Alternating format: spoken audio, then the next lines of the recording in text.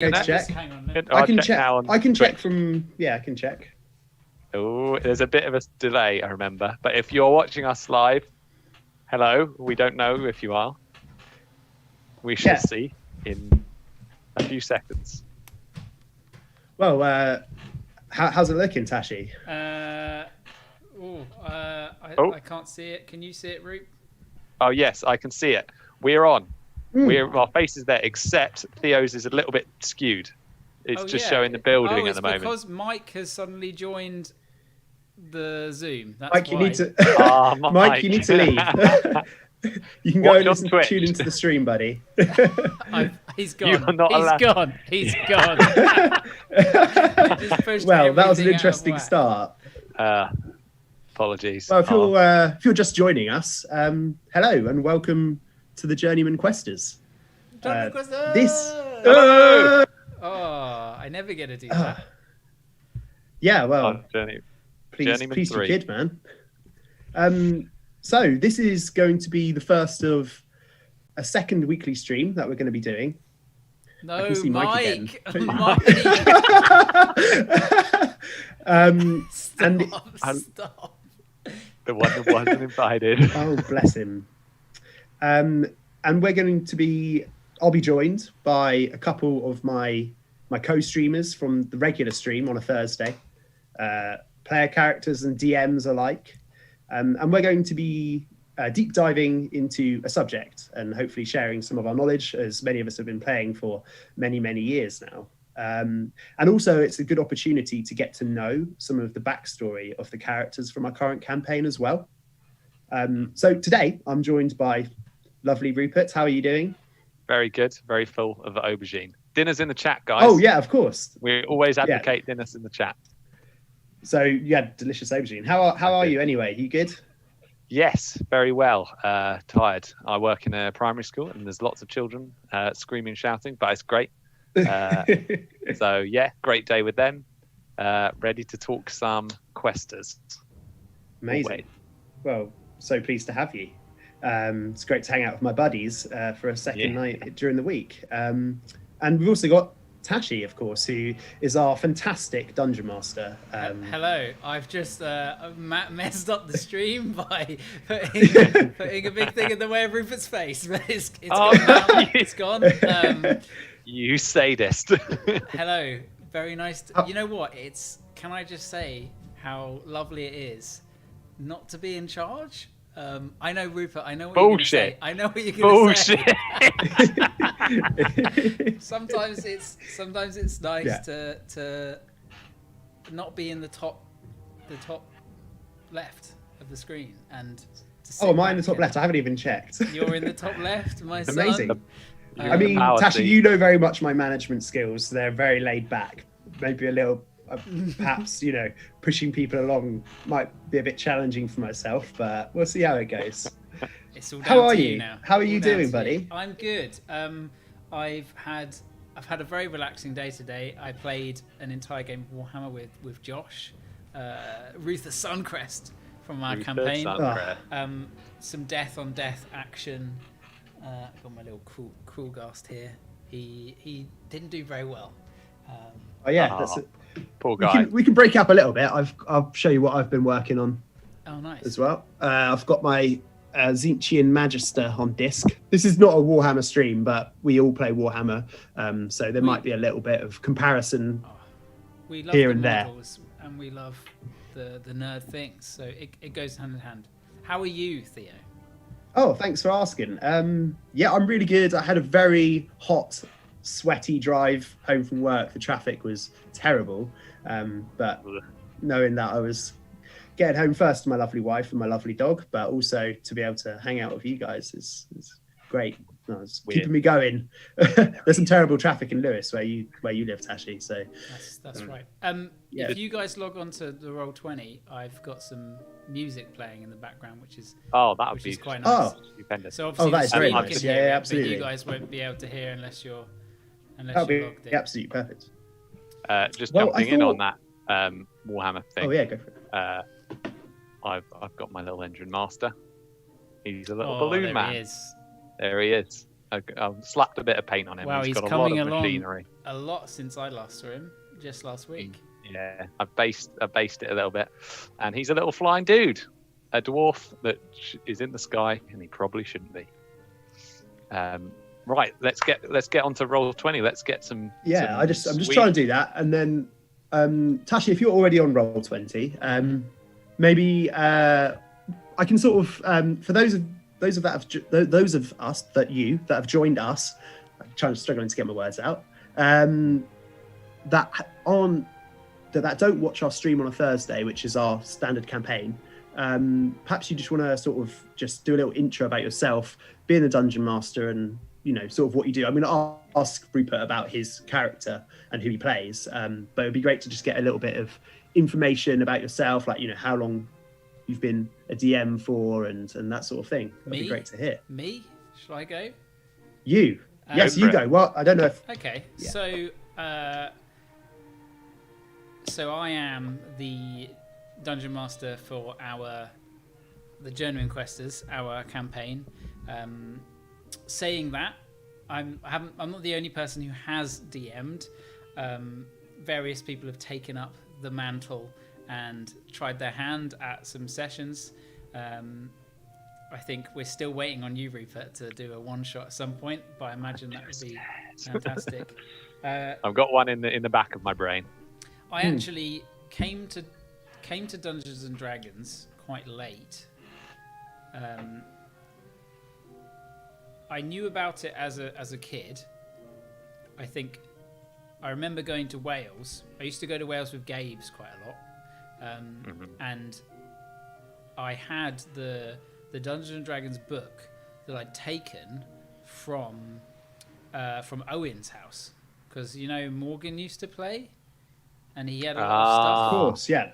And so I borrowed the book, and it was 3rd edition. And actually, I think it was 2nd edition. Yeah, it would have been 2nd edition. Old. Because I remember the drawings in it were just great. Like the orc, everyone's wearing just like undergarments in the like character section. I think it's 2nd edition. It's very 80s, isn't it? It's very 80s. It was super old school kind of retro illustrations. Yeah. And I was really big into Warhammer as a kid, and I did loads of Lord of the Rings stuff with Gabe's, and I collected Orcs and Goblins. Gabe's collected like Lizard Men, but also loads of Urukai and stuff. And so we were just, we're into that sort of thing anyway. But we couldn't get our heads around how it worked. I remember we were sitting at the table in Wales in this cottage in the middle of the mountains with some of my little night goblins. We drew squares out on pieces of paper, and we were moving them around, and we were like, I don't understand, like, who's in charge, what goes on here. And we just didn't get it, because we didn't have anyone to like sit down and do it with us and blow our tiny minds. And then it wasn't until when I went to uni in Falmouth down in Cornwall, where the fantastic Mr. James Gifford himself. Big up James Gifford, our sponsor. He creates the most marvellous magical items. I think I've got one right here on my desk. Do you? I do, yeah. That was a prototype Robe as of well. the Waterfall. Yes, prototype. Very thankful that for that. one actually made it into the. That's actually in the deck. Is it? Each one has a very delicious illustration and fantastic creative rules. A fellow illustrator. So yeah, I went down to uni to do illustration, and obviously loads of people are doing art and stuff there. And I think if you're creative in any kind of sense, I think you have maybe a natural affinity to kind of want to create your own worlds. And we drew maps and we drew all sorts of stuff. And James is and was then really into Dungeons & Dragons and a really good DM, and we were running Pathfinder, and he introduced me properly into it. He was my original DM, and I played basically myself. I was just a bit of a murder hobo wood elf ranger who just thought he was really cool with a dire wolf, and the classic. Yeah, and I was just playing. I was basically build. just playing me, but as like a projection of yourself in this world. And I loved it. I freaking loved it. And I played with Josh, who is obviously Rufus in this campaign, and a bunch of other people from uni. And it was grim and it was kind of dark. But James's campaigns are also they're very fable-y, like Fable-esque. There's lots of comedy and there's lots of kind of I would say kind of extravagant magic. It's high fantasy in a very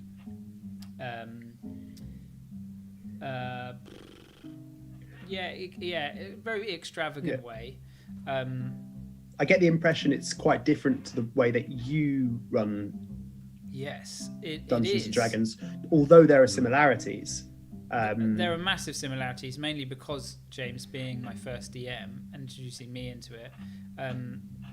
I all the stuff that I learnt was essentially from how he ran campaigns, and luckily for me, James runs amazing campaigns.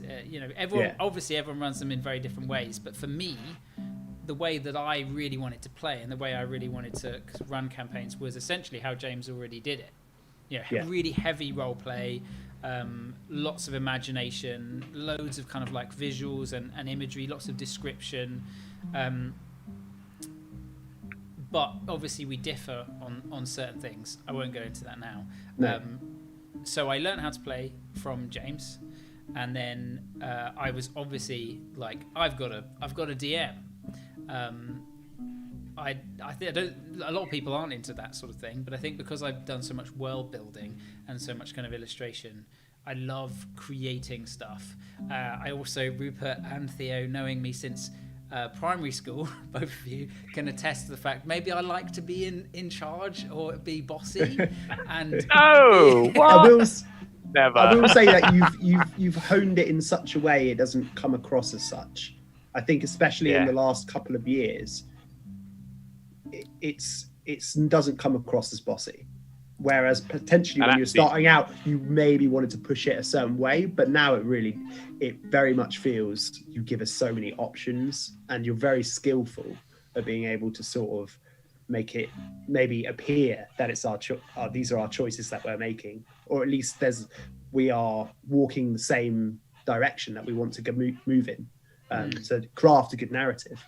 One thing I think I've noticed about Tashi's DM style is that it's manifest in a very interesting way, because you often prefer to, although you do like being in control, you'll often roll dice to determine outcomes. Like I remember you telling me about a whole section of our campaign where Tashi would essentially say, okay, this huge god character is going to attempt this sort of thing. And he'll roll dice and say, okay, no, that didn't work. So it's like you've kind of, in many aspects, you've got all this creation, and then you've gone, I'm not making the decision, the dice will, which is one of the great things about D&D is it's so organic. It just happens like that. And to create a world and then go, I'm not even in control of many of the aspects of it, is quite cool. And especially knowing that as a player, it's like, great, let the chaos reign sort of thing. Yeah, I guess maybe that comes, I think that could come with experience.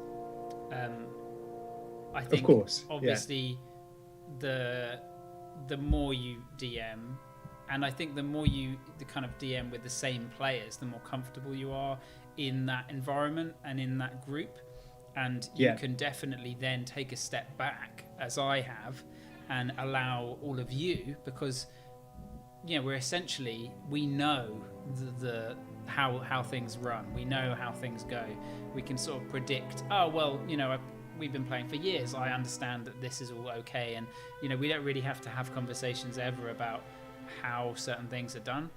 And so I can just take a step back and let all of you guys, who are extremely skilled players, especially in the world you're currently in and in the characters you're currently in, you're really confident in that, which makes it way easier for me. I can just kind of be quiet for a while and watch you kind of just get on with it. Which for me, and I think kind of what Rupert was saying, although I do like to be in control, maybe in control of the world at least, but the more you play, I think the more you crave surprise and not actually knowing what's going to happen. And that's, I mean, I'm going to immediately quote Matt Mercer. I remember he said that he, parts of the things that he really enjoys were when the players like do something that he hasn't planned, because it really tests you. And yeah, those are really fun bits. The classic moment of you've got this dungeon set up. Dungeon, it's a castle full of gnolls in a forest, and you've built, painstakingly built the dungeon, in a specific order that you imagine that if they entered, they would fight the gnolls on the tops. They'd make their way down to the dungeon at the bottom, and they'd kill the Shasuva and free the prisoner. But classically, it's never going to happen quite like that. And sometimes it will really challenge you and do the complete opposite thing, or something that breaks essentially what you've chosen to do.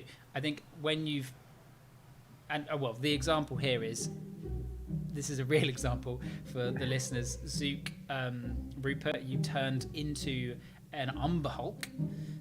Not something that you can regularly do because it's not a beast. No. However, Strongholds and Followers by Matthew Coville, shout out, amazing book. Look at it, look at all the bits in it, because I use it so much. So cool. Has some extra flavour for different classes. You can build things in the town. Essentially, you built a Druid Grove. It gave you an improvement that allowed you to transform into stuff outside of the normal beasts, but only once per extended rest, which is like a month or two. A week. It's a week back at your grove. Yeah. So you've got to basically have downtime, which I love. It's really powerful. So you turn into an Umber Hulk. Umber Hulks have an ability where they can tunnel through the earth, through the rock. And stone. And stone, it turns out. It's not the same as an earth elemental, because they can just kind of move through it like water. They don't create a hole. This creates a hole. So you dug a tunnel using, I think, locate creature. Locate creature. I did a little ping. They dug straight down to the final chamber and freed the person from there, and basically did the whole thing backwards. And bringing right back to the original point of this was that I obviously had no idea that was going to happen. I hadn't planned for it, but it was really cool how it ended up playing out. You went through the rooms the opposite way. You went to the person right at the beginning. You freed the NPC. You defeated the boss on like full health because you were basically fresh. And then after defeating the boss, proceeded to make your way up and out, killing the gnolls on your way out. It definitely made it easier for you. And maybe this comes with experience of, if your players do decide to do that and it breaks what you've planned. Yeah. In my opinion, and I think maybe if you're a new DM, it might not be the same. Just that, well done, let them, because there's nothing worse than a group of players coming up with a really cool idea that solves an issue.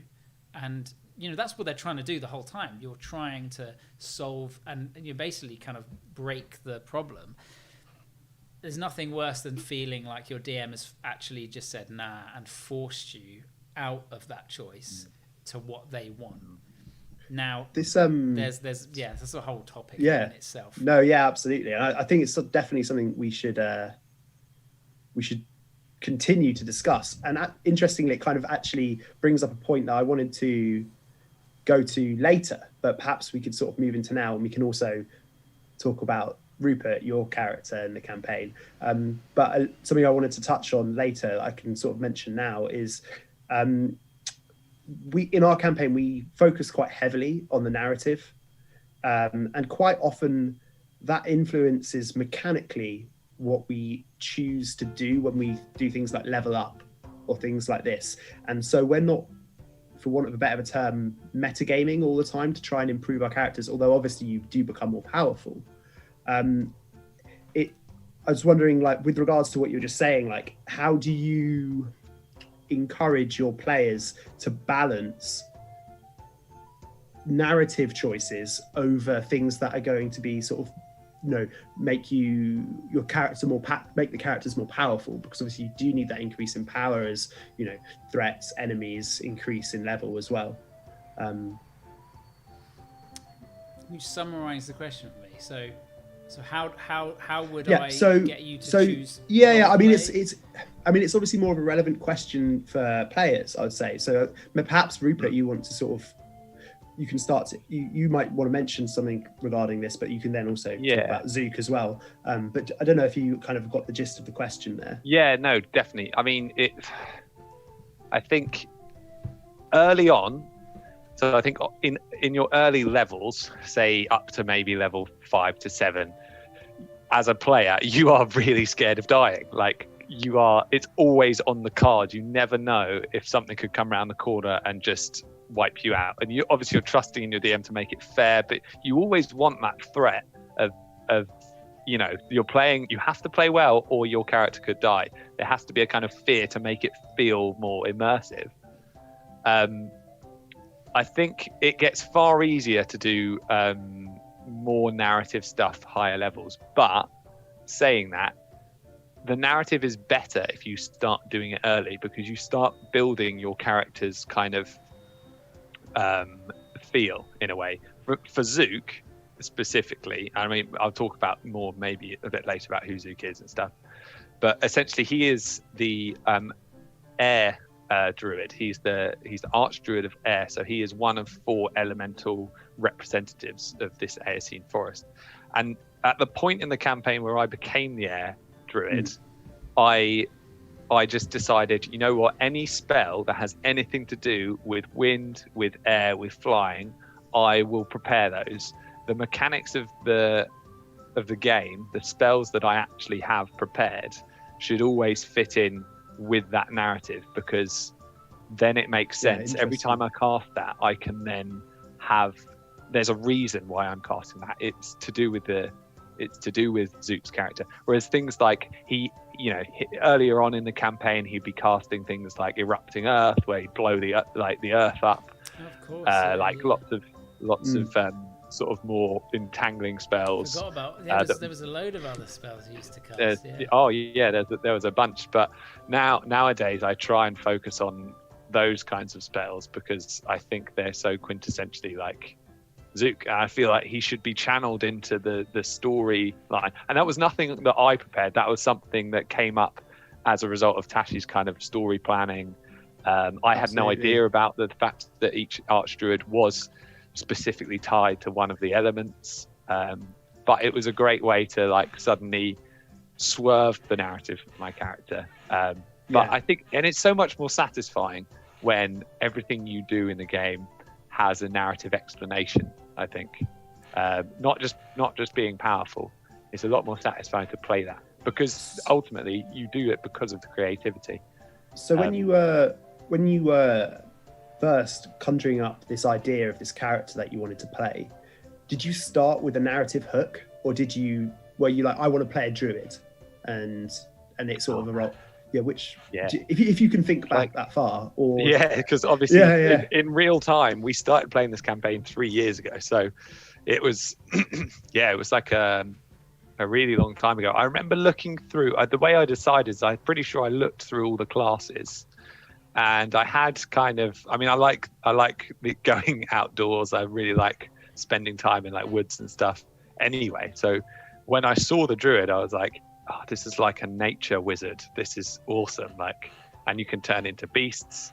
I remember having a long conversation about, should I go for the Circle of the Land, which is far more about spell casting and like conjuring magic, healing and stuff.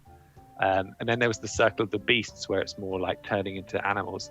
And I think it developed Circle of the Moon, sorry, yeah. And I think it developed out of a fascination for this tiny little gnome, because I was like, gnome's a great class. I'm 6'4", so it was fun to play a tiny little character, completely different to my physical stature. You're the tallest out of all of us, right? I am.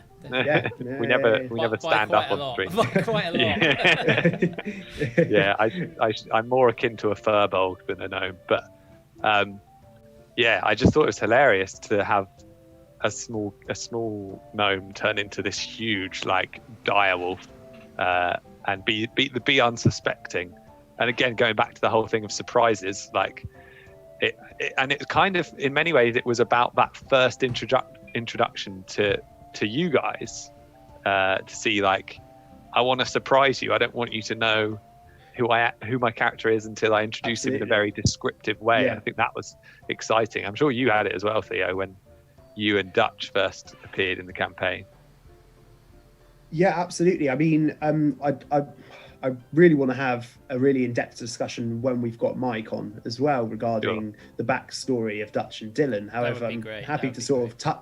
Yeah, absolutely. And I'm happy to touch on it a little bit now, but I do remember that very much. Mine and Mike's idea for our characters came from the narrative. It wasn't about class, and it wasn't about race either. We knew that we wanted to be the sibling characters, and we thought, okay, like, how can we make this interesting? And so he's a half orc and I'm a half elf, so therefore we could have the same human parent. And really the idea for our character came from that, and then we conjured up this whole backstory about how we grew up in the city. We didn't have a particularly affluent upbringing. We grew up on the streets with these ruffians, and we joined this criminal organization. And then really we're like, okay, what classes fit into that? Obviously things like a rogue, and Mike plays a third party class called a pugilist. So yeah, I mean, it's interesting to see that. Like, I know that especially for new players, the temptation is to really be like, what sort of class do I want to play? And I think that's a great way to, I think maybe for your first character, that can be a great way. However, I do find that if you can, I've you always have those things where you're brainstorming, like, oh, what sort of character do I want to play for our next campaign, whenever that might be. And I've got literally so many ideas I write down, and they're not based on a class. They're based on narrative hooks that I've come up with, and I find that so fulfilling, because when you go through the campaign, you have this interspersed combats and stuff throughout a campaign, and that is fun. That is really, really fun. But the moments that really get me are these moments of narrative, and I don't know, it's such an amazing feeling, such an amazing expression, because you're living a life that you would, outside of your own life, and you're seeing the world, this fantastical world, through the eyes of a different person for all intents and purposes. And you get, I don't know, do you know what I'm talking about here with regards, it's for me, that's it's almost like a release. It's a creative release, but it's also an emotional release, and it's a feeling. It's a very unique feeling, and that feeling is far outweighs, like we mentioned earlier, we play Warhammer, and that's much more of like a sort of competitive sort of feeling when I'm doing that sort of thing. But this is so much more than that, and that's something I really, I was going to ask, what do you guys get out of what, because I get a sort of an emotional release from it almost. What do you get out from playing D&D in this way, especially with regards to like the narrative of the characters that we embody? It might be an interesting question for you, Tashi, because you aren't tied down to one character. Yeah, I was going to say it's different for me probably than all of you. And I mean, so I'm playing an artificer at the moment in James's campaign alongside, which we don't play as obviously regularly, and being a DM in a campaign, that's your focus. But it's really refreshing to be able to kind of play again, because it is very different. It is definitely very different. Being thrown into situations and constantly playing one character and thinking how this character acts in all these situations is, it's that sense you're seeing through the eyes of this character, and you get to be a totally different person. Whereas when you're DMing, I think the enjoyment this is probably, I imagine this is other DMs too, but I'll say this as this is definitely for me. The main enjoyment that I get out of DMing is seeing all of you guys reacting in whatever way it is, whether it's like excitement or like surprise or like puzzlement or whatever it is, to the things that I have created. So you get a real sense of like reward for setting up something, and one of you's like, fuck that, like holy shit, or like that was cool, or I've some tiny examples of bits where I've been like, that was good, are bits where you've set up a situation and the players have just exploded with it, just run with it, or done something you didn't expect, or something like that.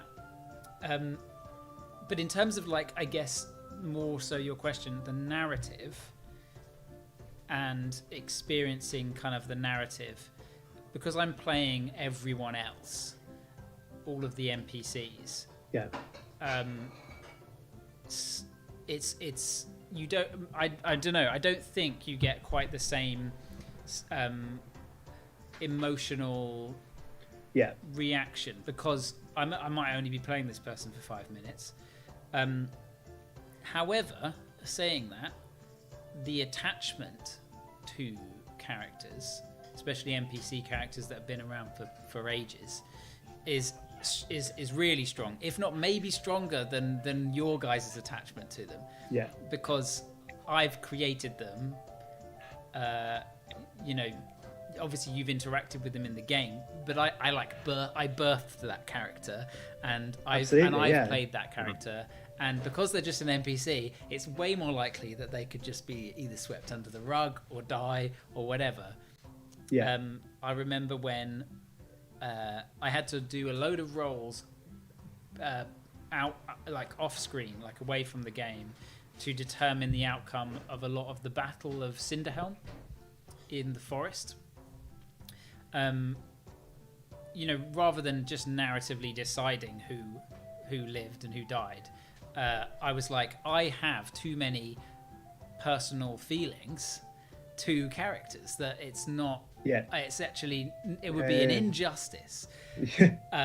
So I did a load of rolls, and I rolled terribly for King Pom, the giant gorilla. King Pom, forever in our heart. I'm genuinely sad even now. And I was on my own. I was sitting on my own, and I shed an actual tear for a character that you'd only met a handful of times.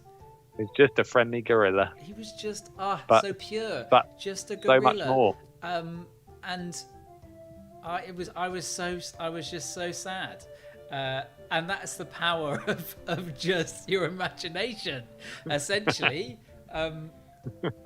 So you feel. I think you feel in different ways as a DM, but I think a lot of the feeling isn't reacting to what the DM's thrown at you, because you are the DM. It's reacting to how the players are reacting. I completely understand where you're coming from. And at the same time, we interact with you, and you are playing perhaps our loved ones or our friends. Yeah. And we have this deep connection with these characters that you're embodying. And so for me, and I'm sure for Rupert it's the same, and the other guys, it feels very real. And I'm sure that you are experiencing emotion in that regard. Something that I thought of just then was the death of Ruth's daughter, Spera. And this was actually before we even started recording as a podcast. It's the home. Yeah, absolutely. And we'd been playing for a fair while, and like maybe, I don't know, we were fairly deep into the first story arc of the campaign. Yeah. And we were all so shooken by that when that happened. And because we had such a deep connection, and to be fair, like, although it was a character that I'm sure Josh had a lot of a part writing, you embodied that character so well that we felt so connected to this character. And that is the beauty of, I think, of creating these narratives. And so kudos to Josh, like he created this character that came into the campaign, and it was this risk that he created of having this daughter who's obviously vulnerable, just as vulnerable as we are as player characters. And obviously the worst thing happened in this situation. But it made the world so real. And that's the beauty of creating these backstories, I think. And I think that's why, wasn't it? It was the first death. Well, obviously it wasn't a player death, but I think when an NPC's traveling with a party, and it essentially is kind of I'm with you as well. I'm on your side. I'm this NPC, and yeah, obviously it was also quite shocking because it's a family member of a character.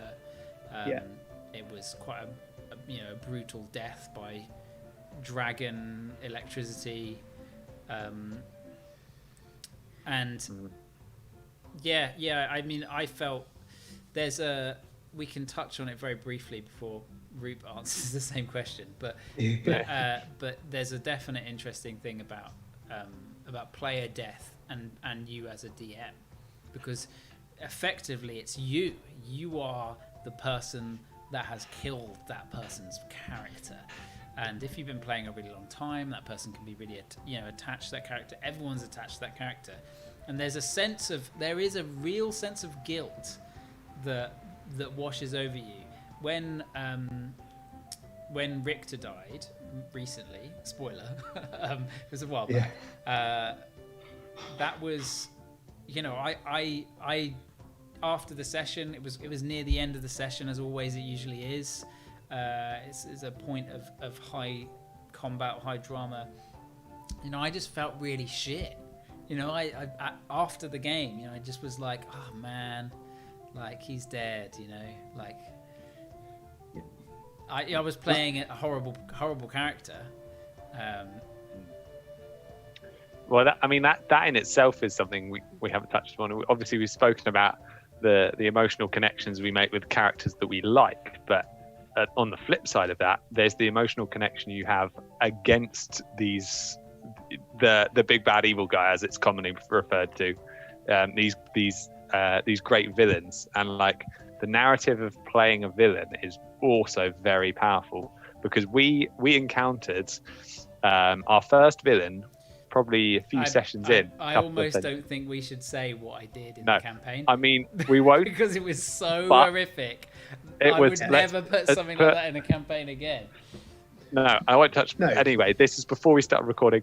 There was a tense moment. Our characters were invested in some NPCs that we really liked, and some very horrible things happened to them. This really dark, twisted character that was played by Tashi, basically it fueled this real hatred. You actually feel it, oh my god, I want to murder this person, and this is our worst enemy, but they are also so far above us in terms of power that we feel fear and anger at the same time. And it sets such a good trajectory for the campaign to every step we take, every improvement, every experience, everything we gather in terms of equipment is directed at getting this revenge, and it brings you together as a party, which I think is a really good thing. Obviously you have to temper it with how the situation, how bad it is. We've experienced this feeling of powerlessness recently. Of course, when Richter died with the demons, but even more recently, and I don't know for sure, but I think this is a character that you have written about in your backstory, and maybe with conversation with Tashi, and that's Oshkar Silvermark. And he's done this to us several times. He's really made an entrance and left us feeling powerless. I'm really interested to actually delve into that a little bit, and just sort of how much was that part of your character creation process? These little hooks, they're really, you might call them essential when you're creating a character. Tashi's very encouraging of us doing this. yeah, what are yours? I'm Let personally me curious, touch but on also... it real quick, Root, before. Yeah. I think the collaboration element super important. I think it's really cool, and that inspires narrative. And for me, I don't want to create everything, so I will get you guys. So in this case, Rupert, part of his backstory, I get you all to write as much stuff as you want to, and then you kind of trust in me that I'm going to take that and do with it what I will. I might change some bits, I might alter some stuff, I might have to tell you about some things that I've changed, but characters, things in your backstory, places, all that stuff will be fleshed out. An entire arc of the campaign was based around an entire bit of Rupert's backstory, so we should definitely talk about how we collaborated on that at some point. I think so. In terms of creating that, so Oshkar Silvermark essentially for Zook is his kind of personal arch enemy. So Zook essentially grew up in the Aesine forest, and he lived in this druid grove where everything was peaceful, very quiet, secluded life in a community of gnomes. So only a very few of them were druids themselves, amongst a druid community that was made up of many different creatures from the Aesine, whether that was sort of minotaurs, maybe some elves, lots of different creatures.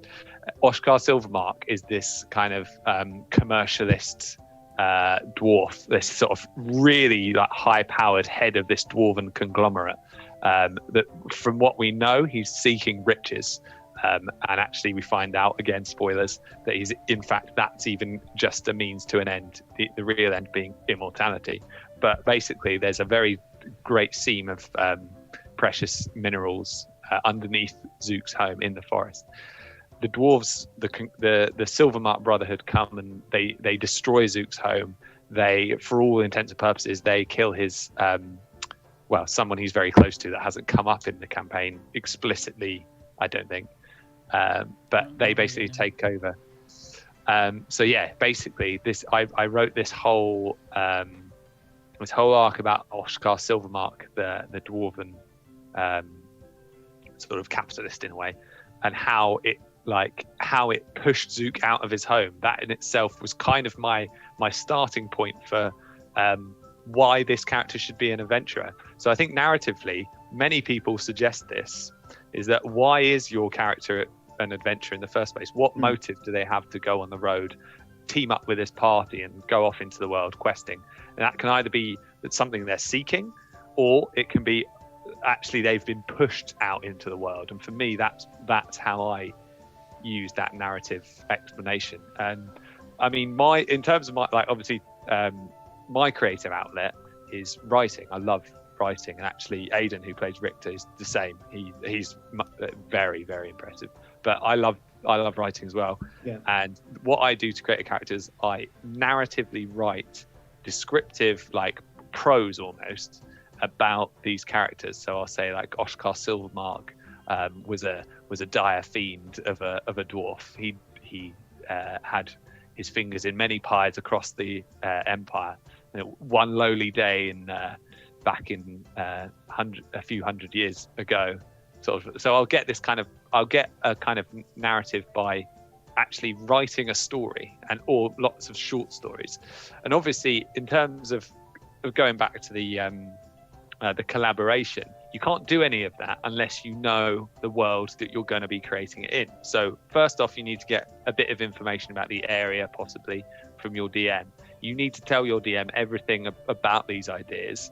They can then come back and say, well, okay, yeah, this all works really well. We'll tweak aspects of it so it fits in, because ultimately then it will then tie in to the other characters. Because the most important thing creating a character is setting yourself up to be able to join and connect with all the other players' characters, sort of thing.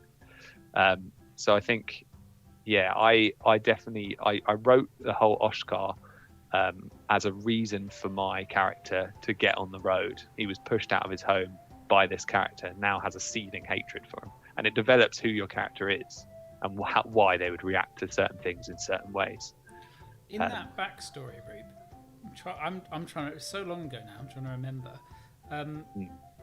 How much of the backstory was your original backstory, and how much of it was me? For example, you said, I didn't know that the Arc Druids were of different elements, and because I'd put that, but I forgot that I was me. I was like, no, you put that, but it wasn't. And again, this is a funny point about the cold collaboration is, I forget. 3 years down the line, you just forget. It's just the meta. Lore. Yeah. It's lore. It just is. You forget who created it. But that's why it's so valuable to have that kind of collaboration, I think, because it makes it very rich. You're not just coming up with your own ideas. You're like, okay, what would be the case in this situation? So I think most of the stuff, I basically told a story about how Oscar Silvermark came to the grove. He basically killed all everything he could see. He drove the occupants of the burrow out, and I think I maybe have spoken. Was it? I'm trying to remember. Was it Oscar Silvermark that you wrote, or because I remember you wrote about the other dwarf, the one with rings the in one his with ears. with rings in his ears, iron rings in his ears. Yeah, that's another thing, is the characters that I saw. So I kind of had this image of Zook kind of pushing through as a young druid, very inexperienced, and like a few of his gnome friends pulling him back. There being flames like reflecting off the Everpool, which is the kind of heart of Zook's home, as he was like crying out for the Burrow Mother, who is this kind of elderly female gnome druid who kind of mentored him and was very kind to him, almost like a second mother to him. As she, but basically this whole imagery of like this desperate moment that's what I kind of developed Zook out of. And I think I did come up with the idea of Oscar Silvermark, not that Zook had ever met him, but after a few years of traveling around finding more out about the Silvermark Brotherhood, I remember because he definitely recognized the sigils on the coins, on the like weaponry. It kind of expanded out of that. You come up with this moment. I almost came up with a single moment, and then from that expanded what would happen, what would make sense, what would Zook do next? Why would he just leave the forest? Would he go back? Would he try and find his friends? He'd probably be distraught, like thinking about how he's feeling. Like he's circling the woods, just confusedly turning into a wolf, hunting. And tying it in with the class as well. He's a druid, so he would just roam the woods mindlessly for a little bit through grief, just hunting and killing animals just to try and satiate his vengeance.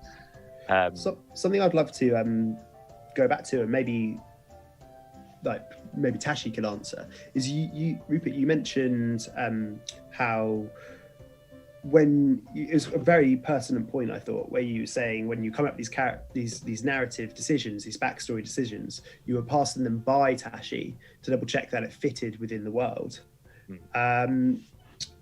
Tashi, are there any like things you would maybe, for a first time player, you might try and push the player in a different direction if they've got any sort of ideas regarding their character with regards to their backstory? You might try and push them in a slightly different direction, because they might, not understanding necessarily the mechanics of D&D, be that the role play or the actual combat system or interaction system.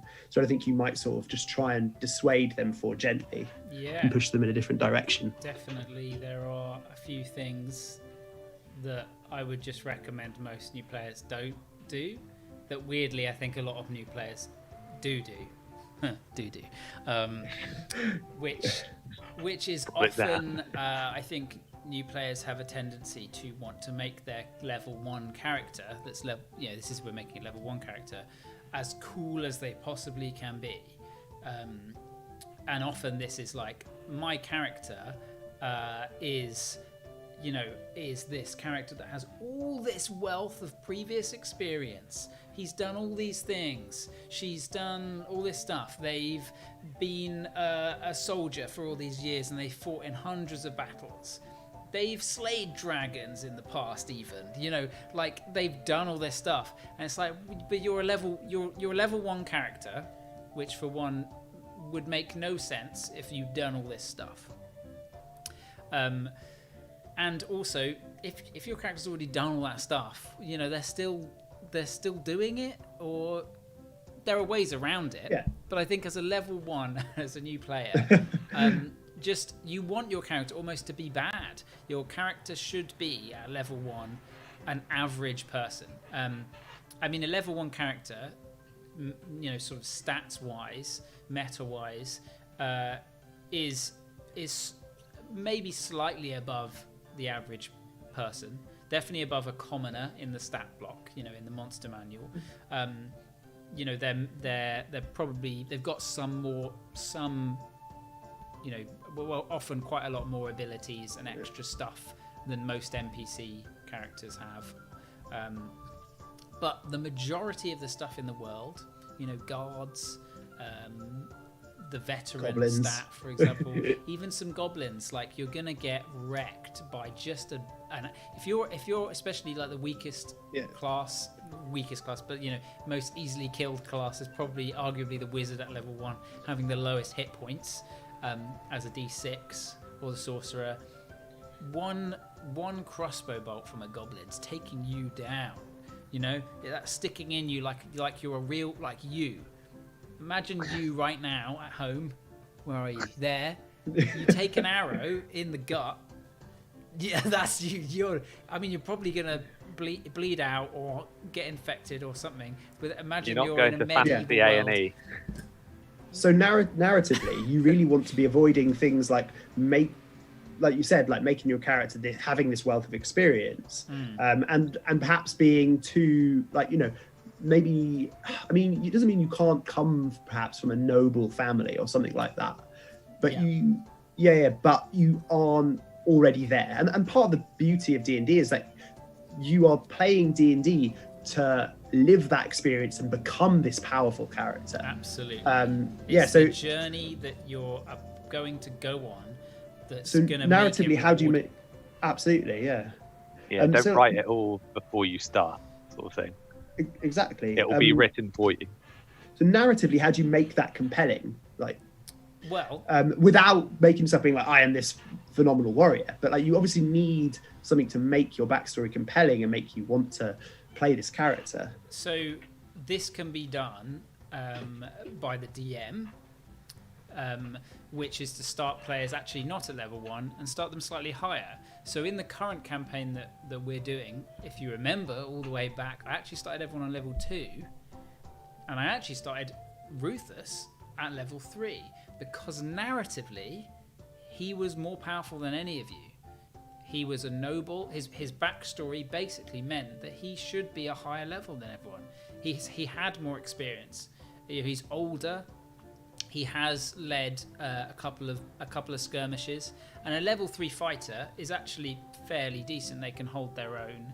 You know, he was the one at the beginning that took down the troll, and narratively, you know, we wanted, or I'd spoken with Josh about Rufus, and because Josh is more introverted than probably anyone in the group, and a little bit more kind of like shy when it comes to role playing, which is just not the case now, really, but definitely was at the beginning. No, not at all. Rufus has helped him with that, I think. Yeah, but the point was, I wanted him, and he wanted to create a character that that he could sort of lean into and be kind of more of a leader type.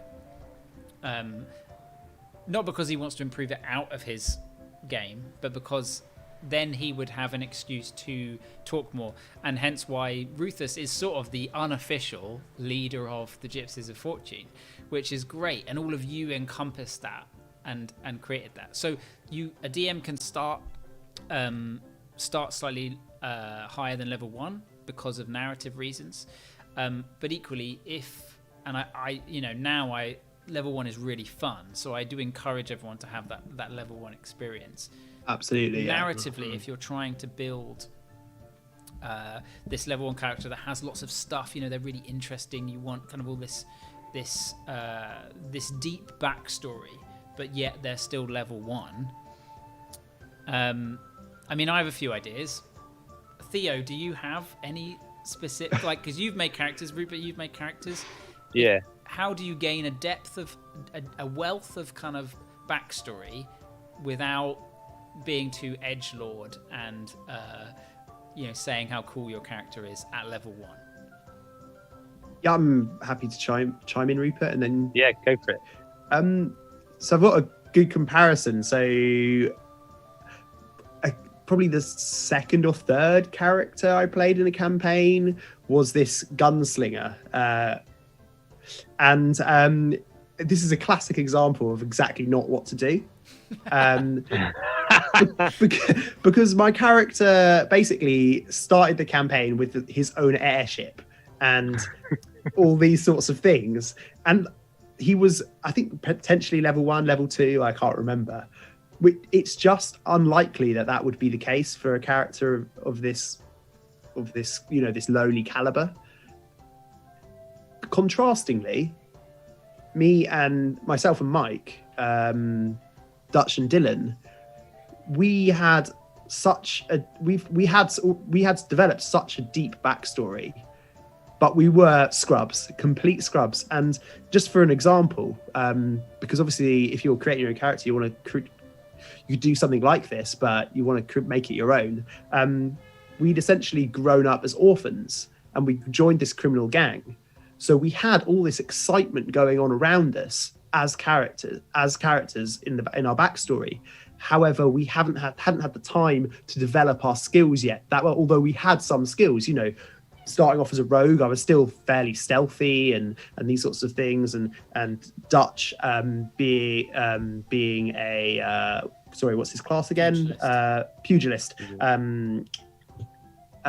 was still a half decent fighter, but there was still a lot of room to grow, and very much we have been shaped as characters throughout the campaign. We're very different to what we are, but we had this great backstory because of our childhood from where we grew up. I think like it's kind of what's cool for you guys is that you have this kind of whole world that you've been privy to. Like, you've seen Xanthar and all of the mental shit that goes down in a huge capital of an empire. And I think that's quite a good thing to keep in mind. Like, don't involve the character directly in these huge events to make them epic. Maybe have them observe world situations, lots of things. They might be a refugee from a great war. They weren't fighting in it. They just saw it happen. Maybe they saw a specific key moment, like when something else happened. But for Zook, he was part of a druid circle that involved some crazy magic, very high powered arch druids. He didn't know them though. He only went to see them once, and that was something me and Tashi decided. He just before the grove got destroyed, he went to High Canopy and he saw this incredible magical tree. But he was at the bottom of the rung of druids. Make your character perhaps observe this crazy stuff that might give them a bit of intrigue, and then you can slowly reveal that over the course of the campaign, maybe early on in the campaign. But that's another thing, is your backstory should not be I've done all this amazing stuff, hello, nice to meet you, sort of thing. Yeah. You've got to savor it, eke it out over the sessions. I've written some stuff. I've made bullet points because I'll forget things. That's how many ideas I've got on this topic. It's great. Oh, amazing. I mean, even with Dylan, his father was a adventurer of renown. And that's been a very interesting idea to explore. And you can even, So he'd experienced some epic things in his past because of his father. But at the same time, some of the smaller things have been even more compelling. So, for example, spoiler, but not a spoiler because it's talked about quite frequently in the campaign. Growing up, Dutch always believed that Dylan was his blood half-brother. And it was many, many sessions in that it was revealed that, in fact, that wasn't the case. Plug it, go and listen to the previous streams. It is spoken about, and it's I personally think it's very interesting, and it's been a great thing to explore as a player. And that it's these little details which, like Rupert said, you can eke out over a campaign, and when they're revealed, it's so amazing. I feel like in those moments you feel what it's like to be a DM, because you're seeing the reaction from the other players. You want to surprise your that's what you said earlier, Rupert. It's that fellows. It's that little that little element of being a DM that you get in as being a player, and that you have this character that you get to surprise your friends with, sort of thing, and see their reaction to something you've created. Like, I would say for me, and probably for a lot of people, that is why you play D&D, is because you get to create something and have all of your friends go, shit, that's cool, or fuck, that's weird, but fucked up but cool as well. It's the shared experience that we all enjoy. And I mean, that's the really nice thing about sitting round a table together. You know, you can be like, you can actually nudge that person and roll real dice and shout and, drink or whatever. And obviously we're a bunch of, white dudes, white cis men sitting around a table getting really boisterous, and that's sort of our way of playing. It just, because that's just our way of playing. But equally, playing in other campaigns, there's still such a great community when you're just sitting around a table, no matter who it is, even if it's a load of strangers. I played, only last year, the beginning of lockdown, I started playing in the campaign with James, and I was playing with a bunch of people I'd never met, all friends of James's. Most of them knew each other or had met previously. Someone else sort of hadn't met anyone as well, and now I'd I'd probably go and stay with them. You D&D, just you suddenly are like tight. I've written down this, which is write it as you go. So this is interesting because you were saying about the Dylan and Dutch backstory and certain things being revealed later. A lot of those things, and even with you, Rupert, a lot of those backstory elements weren't written from level 1. They weren't ready there right at the beginning. No. And this is such a good thing, if you're creating a new character, or even if you're a seasoned D&D player, creating your character, adding bits to it is totally fine. I think some people out there probably die hard are arguably going to be like, you've got to have it all, from the beginning, that's the law, nothing changes from that. But there's so much in someone's backstory that you don't know. You can't write an entire life. No. And you won't have that yet.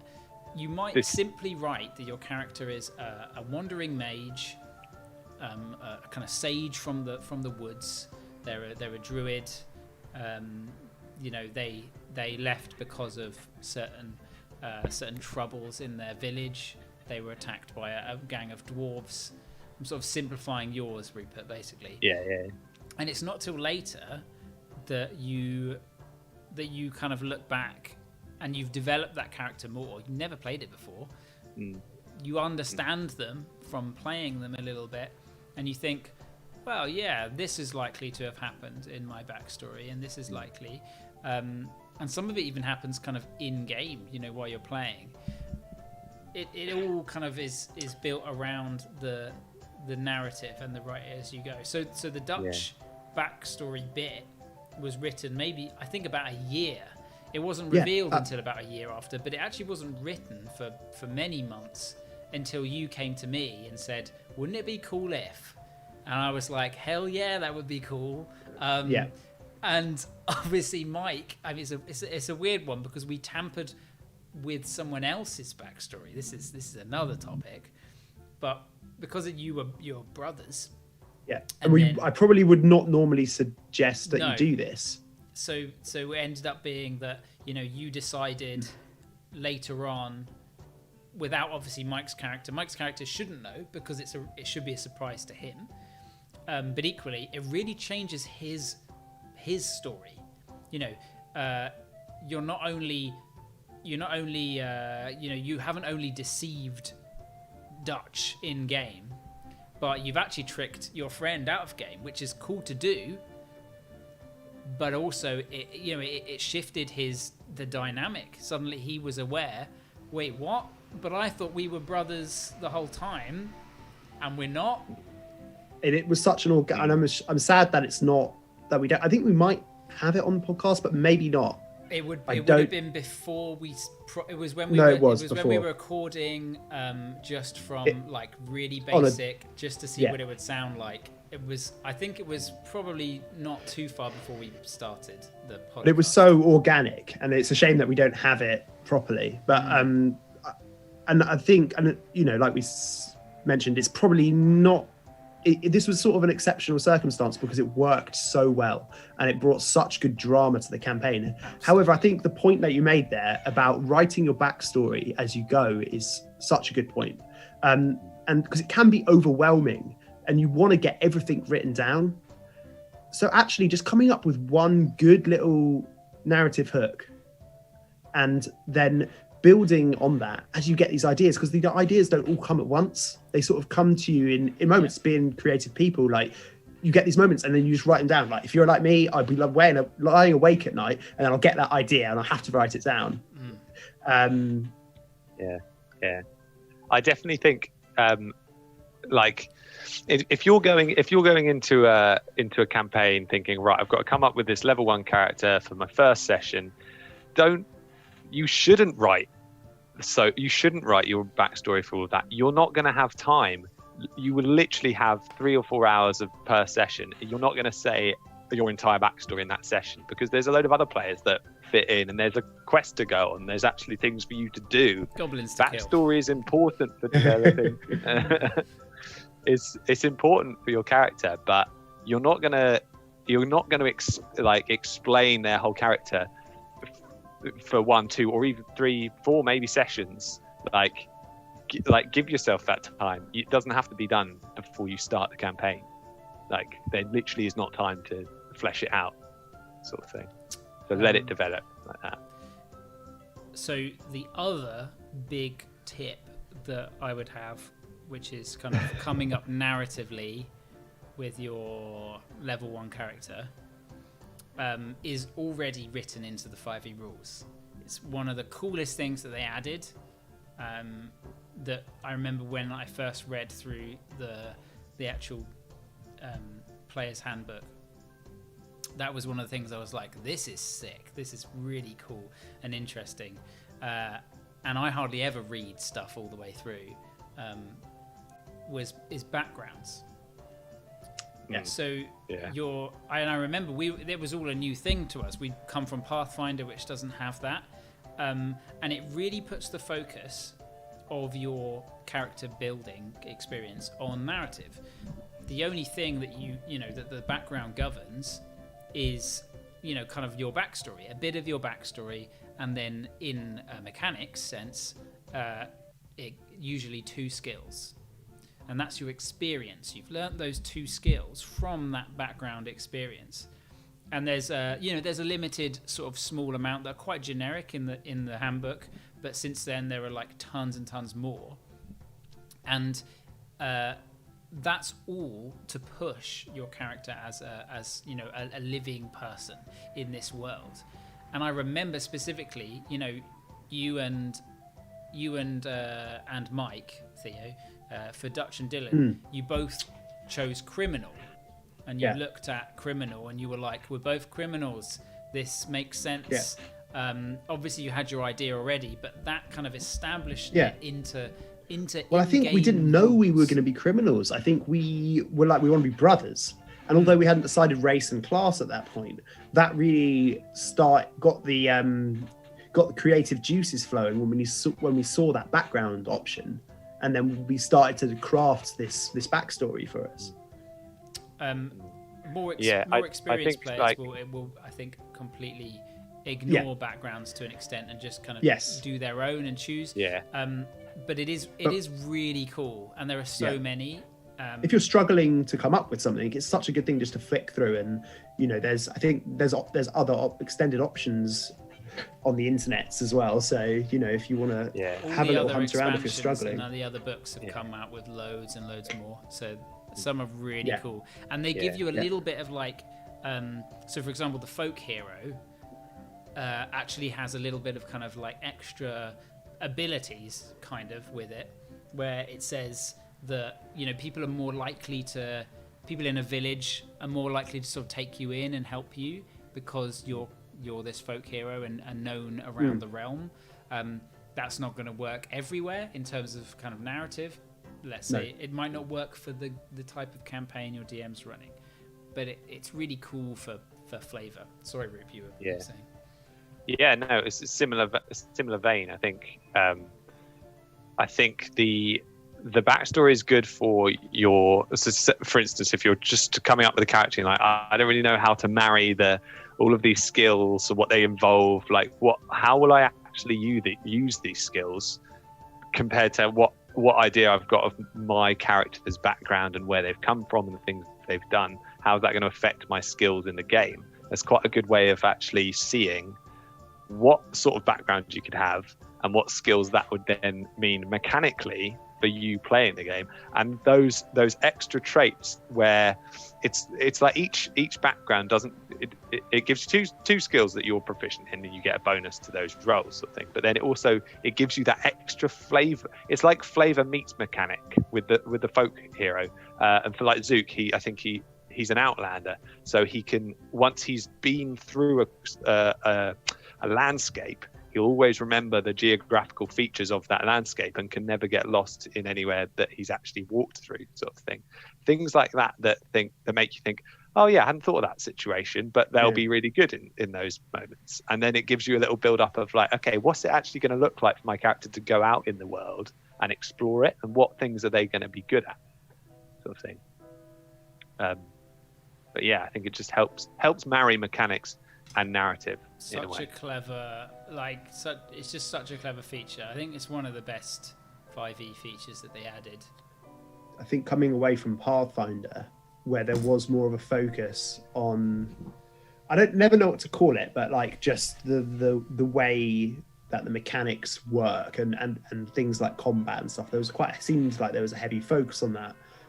But I think for us, like going to 5e, it really sung to us in the way that we really enjoy the role play elements of things, and it makes it such a compelling game for us. And yeah, it was such a good, that is so good for new players coming to it, because you're not always, I think it's easy for us now as experienced players and game masters to take for granted sort of we've got this deep understanding of us as a group as well. Like that's such a thing, we've got this established group.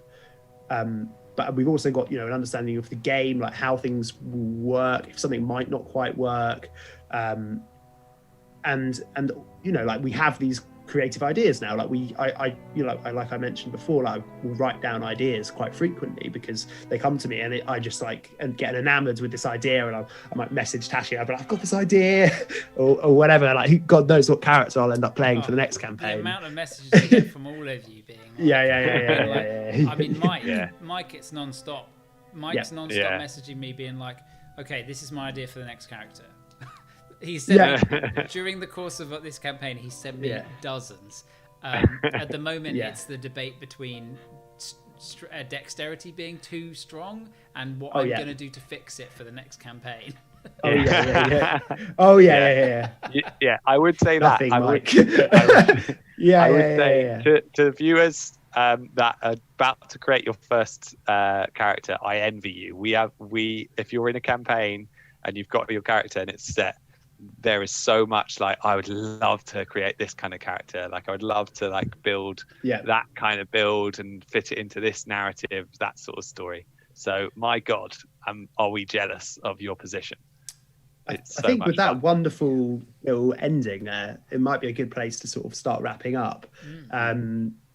It's funny what you're saying about Mike there. I think there's definitely might be a little treat for future viewers, a bit of a heated debate regarding some mechanics, because something that I've really come to appreciate is actually just sort of not caring that much about, like, obviously you want to be powerful and you see these cool abilities and you want to incorporate them. That's absolutely fine. But I think what's been come up time and time again in this discussion is for us, and it might not be the same for everyone, I do appreciate that, but if you enjoy our regular live stream, I would think that you probably enjoy D&D in the same way that we do.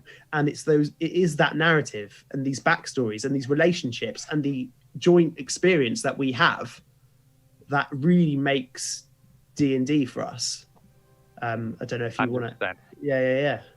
100%. Yeah, it's being creative, experiencing a friend's creativity, and all fucking slaying goblins within that whole circle. Yeah, absolutely. And maybe a dragon here and there. If you're lucky. Here and there. Definitely. Well, if you have tuned in, thank you so much. And be sure to join us on Thursday, 6 p.m. for the regular campaign. Right. We'd love to see you there. We'd love to see and hear about your dinners. And we want to hear about your dinners, of course. And the dinners in I'm gonna have some. I'm gonna have some pesto pasta, I think, in a sec. I had burritos. I had sort of burrito-y, fajito-y type things.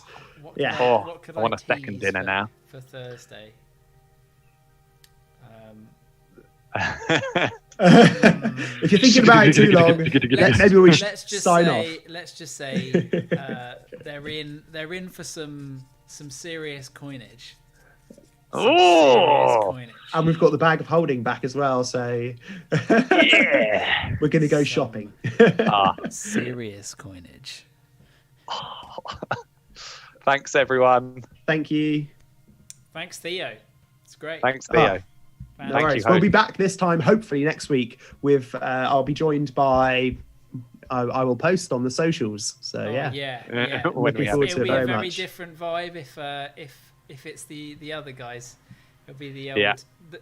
If you notice on the stream, I've put the Knights of Decorum on one side.